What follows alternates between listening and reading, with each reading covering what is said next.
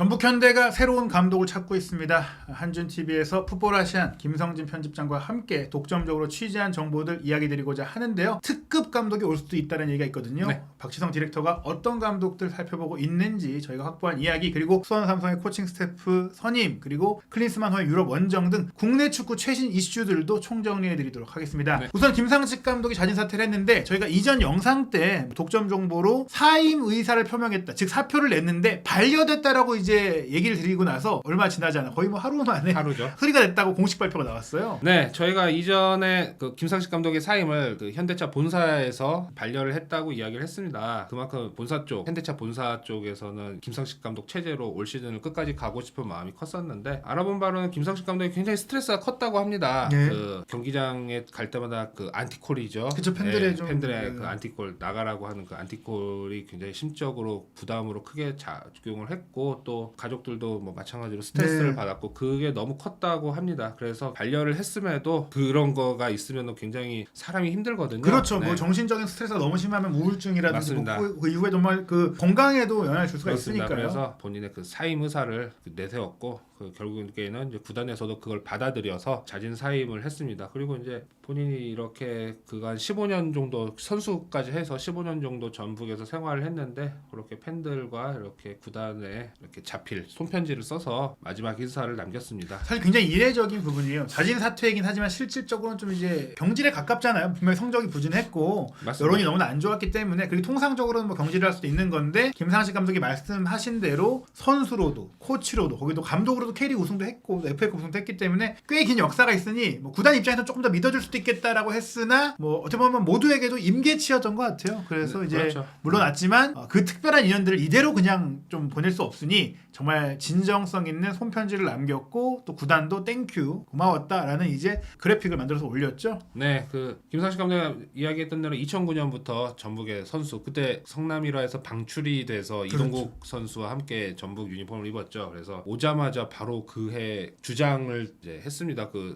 이적한 선수가 바로 주장하는 경우가 흔치 않잖아요. 예.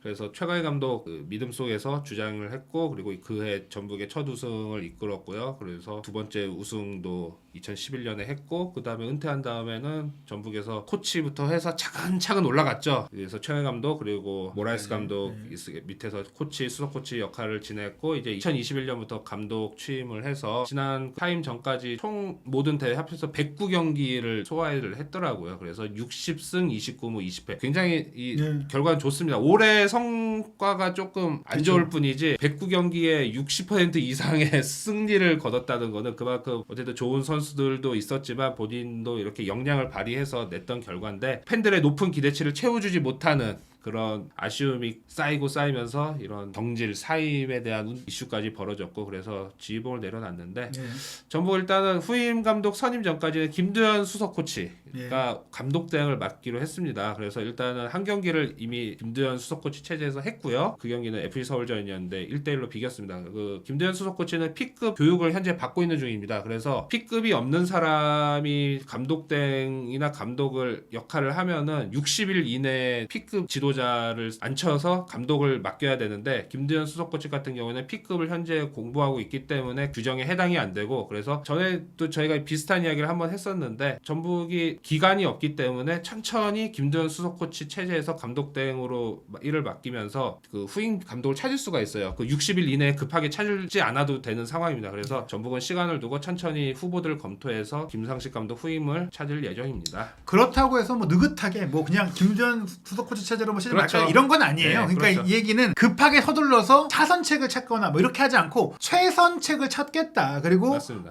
좀 침착하게 신중하게 보겠다라는 건데, 그 역할을 중심에 이제 뭐 테크니컬 디렉터인 박지성 디렉터가 있고, 그렇기 때문에 또 이 난국을 타개하기 위해서는 좀 좋은 감독이 와야 되는데, 외국인 감독, 그 선진 축구를 하는 감독이 좀 와야 된다라는 기대치도 있었고, 실제로 이제 추진이 되고 있죠. 네, 전북은 박지성 디렉터를 중심으로 후임 감독 선임을 시작을 했습니다. 그 후보 후보군들을 정리하고 있고요. 후보군들을 정리하고 있고요. 외국인 감독 체제로 갈 분위기가 굉장히 큽니다. 그래서 지난번에 저희가 뭐 김학범, 김도훈 감독 이런 분들도 좀 거론이 된다라고 이야기는 했었는데 현재로서는 국내 지도자들은 다 배제를 한 상태고요. 박지성 디렉터가 이력서들을 좀 검토를 하고 하면서 후보군을 추리고 있습니다. 하지만 아직까지 구체적인 후보는 없고요. 뭐 이전에 뭐 칸나바로 이야기는 했었는데 그것은 말 그대로 그냥 낭설이었습니다. 칸나바로 또 후보는 없습니다. 대신에 굉장히 누구나 알만한 그 축구에 대해 관심이 있다면 누구나 알만한 외국인 지도자를 선임하는 것이 목표라고 합니다. 그래서 구체적인 액수까지 책정은 안 했는데 그래도 최소한 100만 달러 현재 환율로 한 14억 원 정도의 연봉 이게 최소한의 액수고 그리고 진짜로 명망 있고 이름값 있는 지도자라면은 그 이상 뭐 20억 30억도 투입을 할 수도 있다라는 그 내부 분위기가 있다고 합니다. 그래서 전북은 어느 정도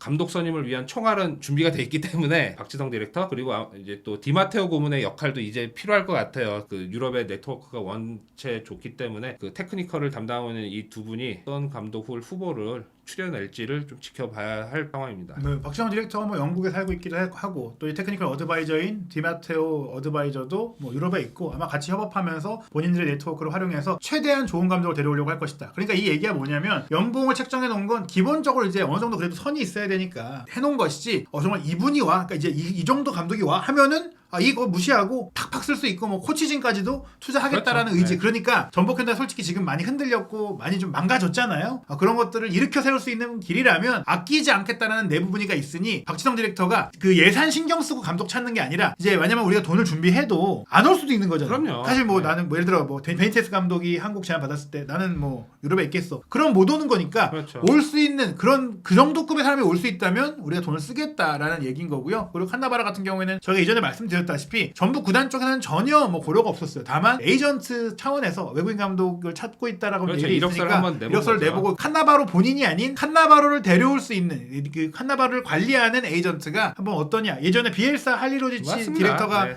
그렇게 하죠. 이력서가 온 것처럼 이제 칸나바로 이력서도 이제 왔다. 다만 이제 박지성 디렉터가 어떤 에이전트들의 추천을 받아서 움직이려고 하는 게 아니라 본인이 찾겠다. 그게 디렉터 역할이잖아요. 예전에는 뭐 국내 뭐 단장들이나 뭐 혹은 맞습니다. 이제 축구인 출신이 아니거나 네트워크가 해외에 없으면 에이전트들의 추천을 받고 그걸 통해서 이제 후보군을 추리기도 했어요. 근데 박지성 디렉터는 그렇게 일할 필요가 없는 거잖아요. 그렇죠. 유럽, 영국에서 현지 본인이 갖고 있는 네트워크를 적극 활용하면 되거든요. 예. 또 원체 인맥이 또 풍부하기 때문에 그래서 예. 그렇게 본인이 직접 후보군을 추려하고 또뭐 본인에게 직접 이력서도 또 오는 경우가 있으니까요. 그 인맥을 통해서 그래서 그걸 추려서 구단과 현대차 본사에 보고를 하는 그런 프로세스가 될 것 같습니다. 예. 그런 가운데 지금 뭐 말씀드린 대로 명확한 후보군이 선정됐다, 우선 협상 대상자 뭐 이렇게 정해졌다 이렇진 않아요. 전체적으로 이제 검토를 하고 있고 분명히 근데 의사를 물어봐야 되기 때문에 일부 인사에 대해서 접촉도 뭐 있었던 것 같은 이제 얘기들이 들려요. 그런 가운데 저희가 이제 명확한 리스트는 저희도 사실 모릅니다. 워낙에 지금 철저하게 보안이 유지되고 있기 맞습니다. 때문인데 지금 이 들리는 얘기를 들어보면 엄청 이름값이 있는 사람이 접촉이 됐다. 그러니까 지금 축구 팬들이 들으면 뭐 누군지 검색 안 해봐도 알 정도의 사람이 언급이 됐다라는 그 사람 거죠. 이런 예. 뭐 이 정도면의 그 반응을 할 수 있는 예. 지도자를 후보군을 추리고 있는데 뭐 일단 두 가지 알려진 바로는 현재 쉬고 있는 분, 예. 네 당연히 쉬고 있는 분들 접촉을 해야죠. 예.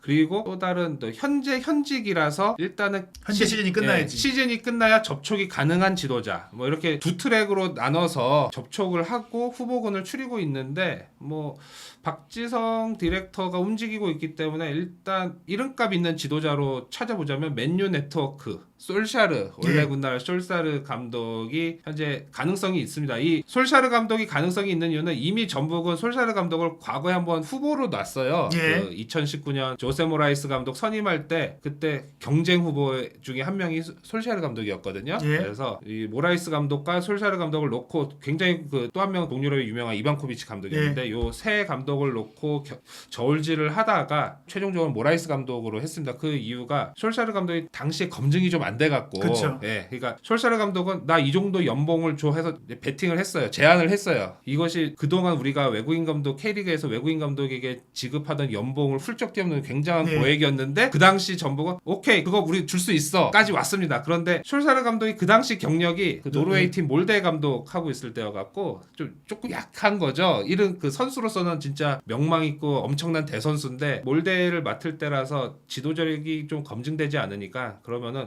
모라이스 감독, 그 당시 모라이스 감독이 무리뉴 감독 수석 코치로서 예. 빅클럽들을 다 이 선수들을 이끌어본 경험이 있으니까 뭐 감독으로서는 조금 경력이 부족할지어도 우리 같이 스타가 한국에서 알아주는 스타들이 많은 이 팀을 이끌 수 있는 스타를 관리할 줄 아는 지도자다, 이렇게 해서 모라이스 감독으로 이렇게 돌아갔거든요. 네. 하지만 이제 시간이 4년이 지났죠. 솔샤르 감독은 그 사이에 맨유를 이제 네. 맡으면서 굉장히 잘했어요. 네, 잘했습니다. 물론 우승은 없었지만, 맨유에서 우승은 없었지만 그 어려운 시기에 굉장히 잘했잖아요, 맨유를. 예. 그래서 이제 우승권까지 끌어올리기도 그렇죠. 했고 유로파리그도 우승하기 직전까지 갔었고 그런 과정 속에 물러나긴 했어도 분명히 감독으로서의 능력을 입증을 했어요. 그리고 솔직히 말씀드리면 맨유에서 계속 잘 됐다? 그럼 전북에서 데려올 수가 없어요. 그럼요. 솔직히 현재 박지성 디렉터가 좋은 네임드 감독을 접촉하고 있긴 해도 유럽에서 한번 꺾인 감독들이에요. 한국에 오려면 한번 꺾이고 재기가 필요한 감독들이 오기 때문에 여러분들이 지금 한참 잘 나가는 감독들이 올 수 있다라고 물론 생각 안 하시겠죠? 어찌됐거나 지금 말씀드리는 건 이름값도 있고 잠재력도 보여줬지만 지금은 조금 꺾였던 감독, 그리고 이제 솔샤르 감독은 이제 아직 그 무직이니까. 네, 그럼요. 근데 사실 저희가 이제 솔샤르 감독 얘기 드린 건 저희의 전망인 거고 실제 리스트에 있는지는 모르겠지만 가능성은 높고, 다만 성사 가능성은 저는 높지 않다고 생각을 해요. 왜냐하면 솔샤르 감독은 현재 무직인 상태에서 또 다른 프리미어리그 팀이라든지 유럽 리그에서 또 감독을 맡을 수 그렇죠. 있는 네. 프로필을 완성을 했기 때문인데, 그래서 이제 무직인 감독들이 오히려 힘들고 차라리 현직이거나 현재 조금 이제 맡고 있는 팀의 상태가 좋지 않은데 박지성 디렉터 혹은 디마테오 어드바이저와 인연이 있고 또 한국과 인연이 있는 감독들이 리스트에 오를 수 있다. 그래서 제가 이제 제 개인적인 생각으로는 이제 램파드일 수도 있다. 그렇죠. 램파드 현재 첼시 감독을 하고 있는데 뭐 시즌이 끝나면은 계약 해지가 되죠. 그렇죠. 계약 만료가 되죠. 그래서 첼시를 맡고 있지만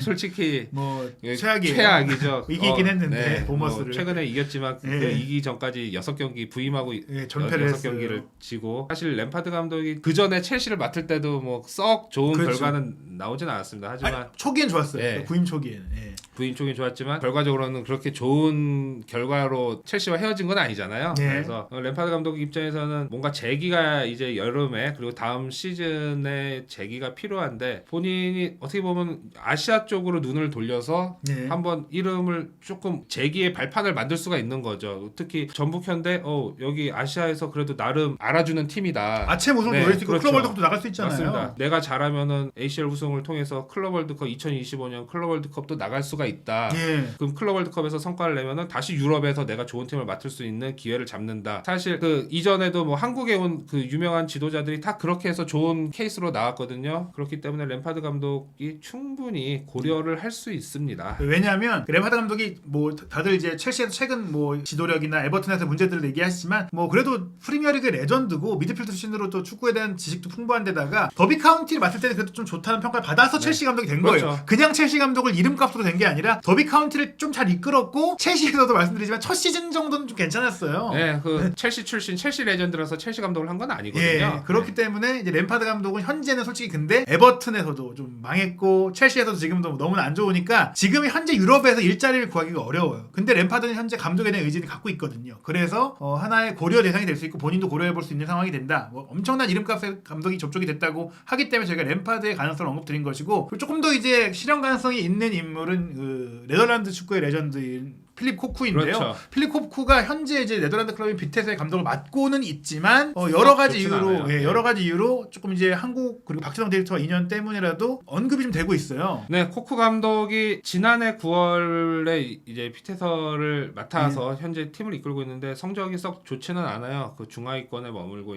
있는데 계약 기간은 일단 내년 여름까지입니다. 예. 아직 1년 이상 남은 상황이지만 이전 더비 카운티를 맡을 때도 성적에 좀 저조한 성적 등을 이유로 계약 해지를 했거든요, 시즌 예. 중에. 그래서 피테서는 뭐 내년까지 코쿠 감독 체제로 갈 수도 있어요. 예. 충분히 갈 수가 있지만 자존심 문제도 있잖아요. 이게 성적이 안 나오는데 어떻게 1년 계약 기간 1년 남았다고 또 팀을 맡아서 끌고 가는 거에 대한 그 본인이 용납을 못하는 그런 경우들도 있기 때문에 코쿠 감독의 상황에 따라서는 충분히 박지성 디렉터가 접촉을 해서 현재 구단과 계약 해지를 하고 우리 쪽을 맡아주는 게 어떻겠냐라는 협상을 진행할 수 있거든요. 그러니까 왜냐하면 이제 코쿠 감독이 뭐 아시다시피 뭐 네덜란드 축구 최고의 레전드예요. 1998년 프랑스 월드컵 때 한국을 5대0으로 이길 때 골을 넣었던 뭐 선수인데다가 그 이후 바르셀로나에서도 전성기를 보냈고, 그리고 이제 은퇴 이후에는 네덜란드 대표팀의 이제 코치로서 또 꽤 오랫동안 활동하면서 그렇죠. 세계적인 경험을 쌓았어요. 그리고 PSV 에인토벤의 이제 코치로 있다가 감독 대행을 거쳐서 2013년에 부임을 해서 2018년까지 장기간 집권을 했어요. 그러면서 3번이나 이제 네덜란드 리그 맞습니다. 우승을 했고 네덜란드 FA컵 우승도 했고 요한 크루이프 쉴드도 우승을 했기 때문에 사실 이제 에인토벤 감독을 할 때는 이제 유럽에 좀 촉망받는 새로운 명장이 탄생했구나라는 얘기가 나왔는데 네덜란드에서 이제 페네르바체로 갔어요. 이때는 경질돼서 간 게 아니었어요. 근데 여기서 이제 굉장히 저조한 성적 15경기 만에 경질이 됐어요. 그렇죠. 이러면서 경력이 꺾였죠. 그리고 더비 카운티에서도 이제 말씀드린 대로 한 시즌은 채웠는데 두 번째 시즌 때 이제 성적 부진으로 정질이 됐고 또 지금 비테서에서도 보시면 승률이 그 페네르바체에서 20% 비테서에서도 24%예요. 이 얘기는 제가 봤을 때는 이제 본인의 부담을 떠나서 핏에서도 1년이 남았지만 그 코쿠 감독한테 좀 이제 고민을 할 시기가 오는 거죠. 이게 네. 경질을 하면 위약금을 줘야 되는데 상호합의하에 그냥 해지를 하자. 근데 그러려면 코쿠 감독도 가야 될 곳이 있잖아요. 그렇죠. 그러면 전북에 오퍼가 있으면 나는 그러면 위약금 안 받고 전북 갈게. 그럼 핏에서도 우리도 그럼 당신을 경질 안 하고 그냥 시즌 끝나고 자연스럽게 결별하고 우리 새 감독 찾을게. 이게 좋은 그림이다. 맞습니다. 그래서 이 코쿠 감독이 한국에 올 수 있고 무엇보다 이 PSV에서 바르셀로나 갔지만 그 뒤에 PSV에 돌아와서 박지성 선수랑 함께 뛰었어요. 네, 그 당시 2004년부터 2007년까지 코쿠 감독이 선수 일호를 할 때 네. 박지성 그리고 이영표 이 두 선수와 한 시즌을 같이 했죠. 네, 그래서 그때 최고의 성적을 냈어요. 네, 챔스 4강까지 올라갈 정도였고 그리고 코쿠 감독이 PSV 감독을 할 때 또 박지성 디렉터의 마지막 시즌 그렇죠. 은퇴를 하기 직전에 그 마지막 시즌 PSV 임대로 1년 가 있었잖아요. 그 시기에 감독이 또 코쿠 감독이었습니다. 그래서 예. 그리고 최근에 전북현대가 PSV하고 협력을 또 맺었어요. 그렇죠. 이런 유소년 축구 쪽과 관련된 상호 협약을 맺었는데 그만큼 전북이 최근 들어서 네덜란드 또 PSV와의 이런 네트워크 강화가 되고 있기 때문에 PSV 레전드인 코쿠 감독과 자연스럽게 연결이 될 수밖에 없고요. 그래서 코쿠 감독이 뭐 실제 박지성 디렉터가 접촉을 했는지는 알 수는 없지만 박지성 디렉터가 전북 감독에 대한 의향을 물어본다면은 충분히 본인 입장에서도 이미 감독 커리어로서 한번 꺾인 상황에서 여기서 반등을 한다면은 다시 유럽에서 괜찮은 팀을 맡을 수도 있고 혹은 아시아권의 재정이 풍부한 예를 들면 중동 팀들 굉장히 재정이 풍부하잖아요. 모라이스 감독이 전북에서 성공을 했기 때문에 사우디 가서 단기간만 했는데도 불구하고 굉장히 또 좋은 성과를 내면서 본인 나름의 그런 커리어를 쌓고 있는 것처럼 또 코쿠 감독이 현역의 마지막을 또 그 중동에서 또 했기 때문에 본인이 아시아가 그렇게 낯설지도 않아요. 그렇죠. 그래서 저는 사실 제 생각이지만 코쿠 감독이 굉장히 유리하게 또 진행이 되지 않겠나 이런 좀 기대감을 갖고 있습니다. 예, 그러니까 코쿠 감독이 뭐 더비 카운티에서 실패했다, 피테서에서 좀 어렵다라고 말씀드렸는데 기본적으로 이제 빅클럽 출신이고 빅클럽 감독을 하던 그 분이다 보니까 솔직히 하이 팀을 뭐 끌어올린다거나 뭐 유망주를 발굴한다거나 이런 감독은 아니에요. 근데 아시다시피 전북은 완성된 선수들, 그렇죠. 스타 선수를 갖고 운영할 수 있는 또 빅클럽류이기 때문에 코쿠 감독이 뭐 더비 카운티와 비테사에서 실패했다고 전북에서도 못할 것이다 이렇게 볼 건 아니거든요. 네, 그리고 K리그라고 뭐 빅네임의 네임드 감독이 못 올리란 법이 없는 게 예. 과거 2007년부터 2010년까지 귀네슈 감독 그렇죠. 왔었거든요. 예. 귀네슈 감독 또 그 당시 귀네슈 감독이 경력이 그렇게 꺾이는 상황도 아니었어요. 그렇죠. 예, 예. 터키 감독 월드컵 4강 하고 터키 내에서 좋은 팀들 맡으면서 잘 하고 있다가 좋은 제안 또 본인의 이런 새로운 곳에 대한 동기부여가 생기면서 3년간 FC 서울 맡아서 K리그와 FC 서울의 수준을 한 단계 올렸거든요. 예. 뭐 그런 사례가 있기 때문에 코쿠 감독도 충분히 그런 것까지 다 면밀하게 검토해서 제안이 온다면은 긍정적으로 반응하지 않겠나라고 생각을 해봅니다. 네, 저희까지는 어디까지 저희까지 이제 저희가 그 취재된 내용들을 통해서 유추해본 그 후보군인 거고요. 정확한 또 얘기들이 나온다면 물론 이제 이 얘기들이 저희는 항상 그래요. 이제 협상에 좀 도움이 될 부분만 소개를 드리고 협상에 좀 지장을 준다면 얘기를 드리지 않기 때문에 뭐 혹시 또 그런 부분들이 또 저희가 멤버십을 통해서는 뭐 다양하게 얘기를 드릴 수가 있겠지만 현재로서는 여기까지 공개된 그 영상을 통해서 알려드릴 수 있는 건 여기까지인 것 같고요. 그 이제 다른 이제 K리그 좀 소식 살펴보면 여기서 수원 삼성에 대한 얘기도 드렸을 때 김병수 감독이 유력하지만 안 될 경우 가능성도 있다고 말씀을 드렸지만 바로 그냥 또 오피셜이 나왔어요. 네, 그때 저희가 이야기했을 때 조금 장애가 되는 부분이 코칭 스태프 선임 부분이라고 했잖아요. 예. 결국에는 김병수 팀이 못 왔어요. 예. 네, 그 현재 고교 축구를 맡고 있는 그 김병수 감독 팀의 그 한 코치가 물망에 오르기는 했었는데 예. 결국에는 좀 배제가 결국에는 합류가 안 됐고 있고 대신에 코칭 스태프를 보니까 김병수 감독이랑 인연이 있는 지도자는 딱 2명밖에 없더라고요. 그래서 수원의 그 스카우트 하고 있는 주승진 수석 코치가 예. 김병수 감독을 보좌하게 됐는데 두 분은 그렇게 딱히 인연이 없습니다. 예. 그런데도 수석 코치를 하게 된 이유는 수원을 현재 잘 알고 있는 이유. 그렇죠. 그러니까 김병수 감독이 그 수원 감독을 수락하고 코칭 스태프를 구성하면서 모토로 세웠던 게 나와 함께 합을 맞췄던 지도자들을 못 데려온다면은 차라리 지금 수원이 강등 위기니까 예. 수원을 잘 아는 지도자들을 그냥 쓰자. 그렇게 해서 수원에서 유스팀 감독부터 1군 감독까지 다 두루두루 거쳤던 주승진 스카우트를 수석 코치로 선임한 이유이기도 하고요. 이전에도 뭐 수석 코치 역할을 했었고 감독 대행도 했었고 그렇죠. 그리고 뭐 주승진 코치는 저도 이제 예전에 한참 수원 삼성 담당할 때 뭐 유스팀을 잘 이끌었고 유스 디렉터도 잘했던 걸 알고 있는데 공부하는 지도자예요. 그리고 맞습니다. 이제 좀 빌드업이나 김병수 감독 스타일의 축구를 또 추구하는 인물이기 때문에 여러 면에서 고민해서 뭐 맞을 것 같다라고 해서 선임이 된 것 같아요. 네, 그리고 오장원 코치, 준익료 코치 그대로 가고요. 또 수원에서 유스팀 코치 지냈던 김주표 코치라는 분이 계시는데 이분은 또 2군 코치로서 또 어린 선수들을 관리할 예정이고. 예, 이 김주표 코치는 최근까지 포천에서 이제 일을 하고 있었는데 이제 수원에 콜이 와서 이제 옮기게 됐거든요. 근데 이분도 주승진 디렉터가 있을 때 이제 18세 팀에 코치로 있었어요. 그리고 이제 약간 스포츠 과학적인 그 지식이 많은 분인데 그렇기 때문에 주승진 코치랑도 막역한 데다가 김병수 감독이 추구하는 또 그런 주도적인 축구를 함께 설계해 왔던 분이기 때문에 또 복귀하게 된 겁니다. 네, 그리고 또 수원 레전드죠. 양상민 2군 코치를 하고 있는데 김병수 감독 밑에서는 스카우트로서 이 선수 발굴 및 전력 분석 등을 할 예정입니다. 그리고 골키퍼 코치도 신하영 유스팀 코치, 유스팀을 맡고 있는 신하영 골키퍼 코치가 1군 코치가 됐는데 신하영 코치 같은 경우에는 포항에서 김병수 감독이 포항 코치 강화부장 할 때 인연이 있었어요. 그래서 이렇게 좀 신하영 코치는 김병수 감독과 인연이 있고 그리고 이제 이번에 좀 눈에 띄었던 이름이 김태룡 해설위원, 축구 해설위원으로 유명하죠. 그리고 아마추어 팀 단장도 대표도 하고 있는 분인데 김태룡 이 해설위원이 김병수 감독 밑에서 분석관, 전력 분석관 업무를 맡게 됐습니다. 그래서 김태룡 분석관 같은 경우에는 김병수 감독 제자예요. 예전에 김병수 감독이 고려대 코치를 1년 정도 하고 그 다음에 포항으로 넘어갔었는데 고려대 코치할 때 김태룡 분석관이 선수였거든요. 고대 선수. 그래서 그 이유도 지금까지 굉장히 두 분이 막역한 사이로 잘 알려져 있는데 이번에 김태룡 분석관이 김병수 감독을 잘 이제 힘을 실어주기 위해서 분석관으로 합류를 했는데 이제 김병수 감독이 기본적으로 분석 파트에 굉장히 신경을 쓰다 보니까 기존 분석관을 유지한 채 한 명을 더 붙인 거고 분석관도 하지만 아무래도 이제 다른 국내 분석관들과 달리 K리그 선수를 뛰기도 했고 뭐 실제로 그 TNT-FC를 이제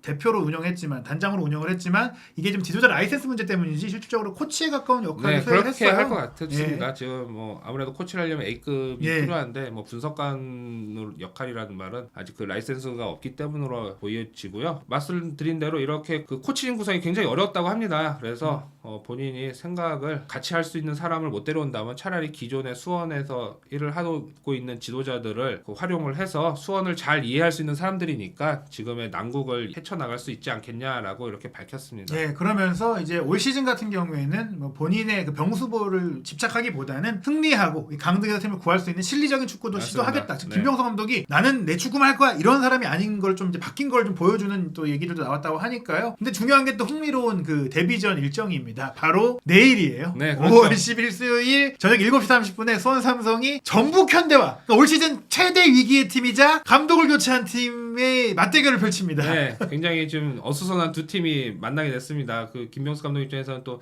데뷔전이 굉장히 좀 부담스러운 상대고 또 준비 기간이 굉장히 짧았어요. 뭐 물론 지난주에 팀에 합류를 했지만 코칭 스태프도 그 당시에는 정해지지 않은 상태였고 그래서 경기를 지켜보고 훈련을 지켜보면서 이제 본인이 이제 어떻게 할지를 구상을 했고 실질적으로 한 2, 3일 정도밖에 준비 기간이 없었던 것 같은데 그 상황에서 이제 전북을 만나게 됐습니다. 처음이 잘 풀려야 아무래도 끝까지 잘 유지가 될 건데 김병수 감독이 전북을 상대로 어떻게 경기를 할지 공교롭게 또 수원 레전드의 김두현 감독 대행이 또 본인의 두 번째 감독 경기를 또 수원이랑 하게 되는 뭐 여러모로 좀 흥미로운 이런 이슈들이 좀 있습니다. 무엇보다 이 두 팀이 강등권에 있어요. 즉 수원이 만약에 이 전북을 이긴다? 그럼 여전히 뭐 최하위겠지만 그래도 이제 강등권을 탈출할 수 있는 의미 있는 상승을 할 수 있어요. 게다가 다행히도 수원 삼성이 인천을 상대로 올 시즌 첫 승을 거두긴 했잖아요. 상승 흐름이고 전북 입장에서 여기서 이긴다면 당장 강등권 탈출도 가능할 수가 맞습니다. 있어요. 그런데 만약에 진다 그러면 정말 이제 위험하죠. 그 위험한 뿐 아니라 이제 후임 감독 선임을 하는데 박차를 가야 돼요. 그렇죠. 아 이대로 갔다가 큰일 나겠다. 지금 여유 있게 우리가 검토할 때가 아니다. 좀 더 빠르게 움직여야겠다. 이러니까 후임 감독 선임에도 영향을 줄 수가 있기 그렇습니다. 때문에 이 수원과 전북의 경기는 굉장히 중요하다라고 볼 수 있겠습니다. 그리고 저희가 나머지 준비한 소식들이 조금 시간이 좀 진행이 돼서 간단하게 얘기를 드리면 클린스만 호가 9월 A매치에는 유럽 원정을 간다고 하는데 유럽 축구가 네이션스 리그를 좀 중단하고 유로 2024 예선전 체제로 돌입하다 보니까 이제 조금 일정이 좀 여유가 생겼나 봐요. 그 네이션스 리그 생긴 뒤로 아시아나 남미 뭐 이런 아프리카 등등 이런 다른 대륙 팀들은 유럽 팀이랑 경기 못 하는 거 아니냐. 예. 실제 그런 상황이 발생했고 우려가 컸었는데 다행스럽게도 유로 2024 예선이 진행 중이라서 예. 9월하고 10월에는 예선을 한 경기씩밖에 안 하더라고요. 예. 그래서 A 매치를 매달 이제 두 경기씩 하니까 한 경기가 이제 평가전을 하게 되는데 이 한 경기의 평가전을 유럽 팀들도 타 대륙 팀들과 할 예정으로 지금 알려지고 있습니다. 그래서 우리나라 같은 경우에는 뭐 영국 언론에서 9월에 카디프, 웰스 카디프에서 웰스하고 한국이 경기를 한다. 뭐 이런 보도를 했는데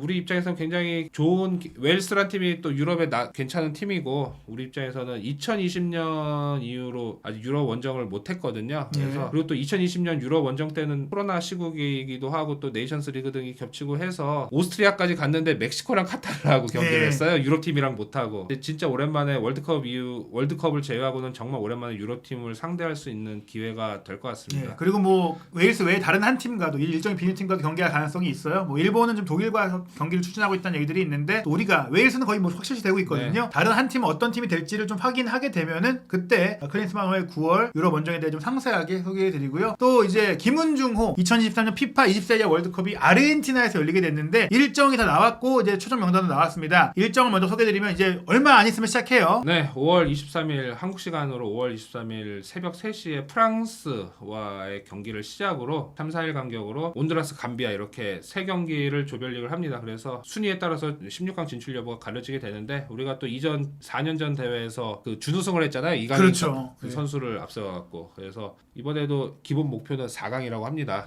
네. 우리가 준우승까지 했기 때문에 충분히 4강이라는 목표 세울 수 있고요. 그래서 김은중 감독 같은 경우에는 4강이랑 목표 준우승 이전 대회에서 준우승을 했다는 성적이 뭐 부담이 아니고 오히려 자신감 우리도 할 수 있다 이거를 이렇게 선수들에게 동기부여를 일으켜 준다고 합니다. 그래서 이번에 좀 멤버가 사실 이전보다는 조금 약해요. 그 선수들 프로팀 소속들이 좀 있는데 실질적으로 경기를 많이 뛰지는 못해갖고 경기를 많이 뛰지를 못해서 그런 경기력적인 부분이나 경쟁력에서 조금 약점을 보이고는 있는데 그래도 최선을 다해서 좋은 결과를 냈으면 합니다. 무엇보다 첫 경기가 이제 유럽의 강호인 프랑스전이기 때문에 많은 관심들이 있을 것 같은데요. 저희가 24회 월드컵에 또 어떤 선수들이 출전하고 어떤 또 관전 포인트들이 있는지는 또 더 취재를 해서 경기가 좀 다가온 시점에 또 김성진 풋볼아시안 편집장과 함께 프리뷰하고 소개해드리도록 하겠습니다. 한준TV는 멤버십 운영하고 있는데요. 이렇게 국내 축구에 직접 취재된 소식들, 유럽 축구 현장에 있는 기자들의 독점적인 정보들, 그리고 한국 선수들과 관련이 없더라도 좀 다양한 해외 축구나 이슈들 이런 것들에 대한 목마른 분들이 있으신 것 같아요. 그런 부분들을 저희가 더 많이 또 제작할 수 있도록 멤버십을 통해서 이제 여러분들이 이제 후원을 해주시면 저희가 뭐 더욱더 이제 뭐 조회수에 연연하지 않고 양질의 콘텐츠를 제작할 수 있도록 좀 하도록 하겠습니다. 한준TV 멤버십 가입도 많은 관심 부탁드리겠습니다.